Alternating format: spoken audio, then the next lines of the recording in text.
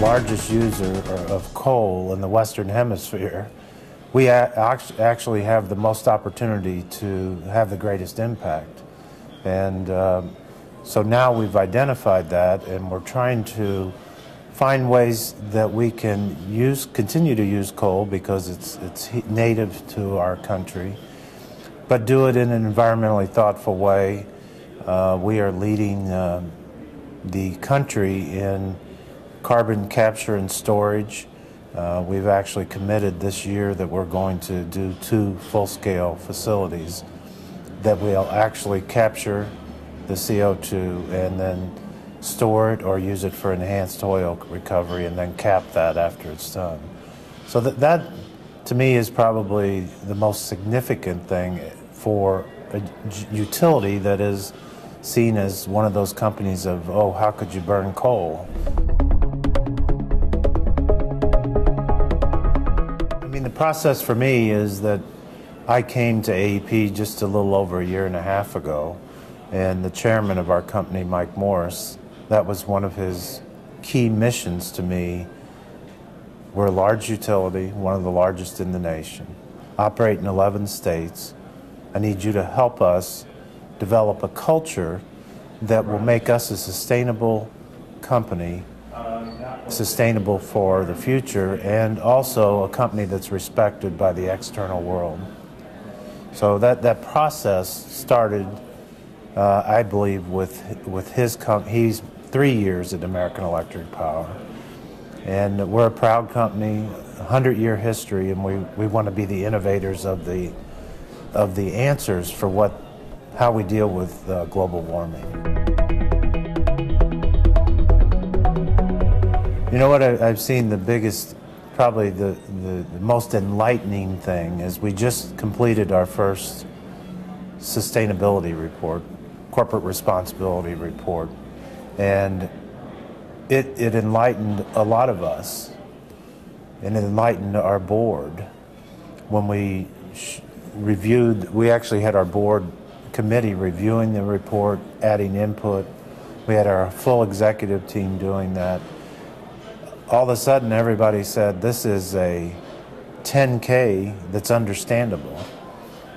There's a lot of issues here, and now we need to develop our strategy of how we operate as a company around the corporate responsibility report. So it's created that it's actually a key driver in how we plan to do our business in the future.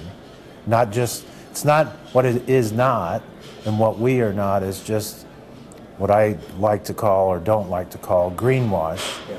It's an actual document that the board of directors voted that we will be held accountable as senior management to deal with these issues.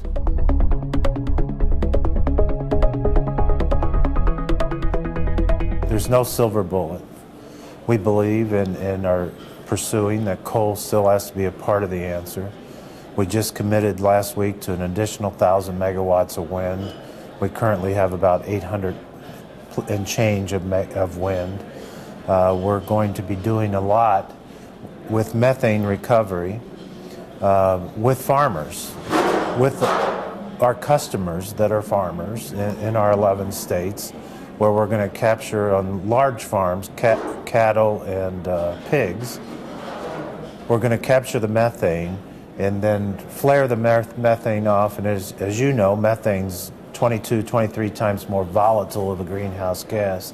And hopefully, in the long run, we'll turn that methane at those facilities into a small generator where they can milk their cows or do whatever, so it becomes distributed generation. So it's opened up that, it's opened up the wind, it's opened up our employees. We're 20,500 employees, where we're engaging them in drive neutral. Yeah. We've committed to and are going to make our entire fleet of vehicles and our aircrafts carbon neutral, and the employees are we're going to offer to them drive neutral, and they're excited about it and proud of what we're doing.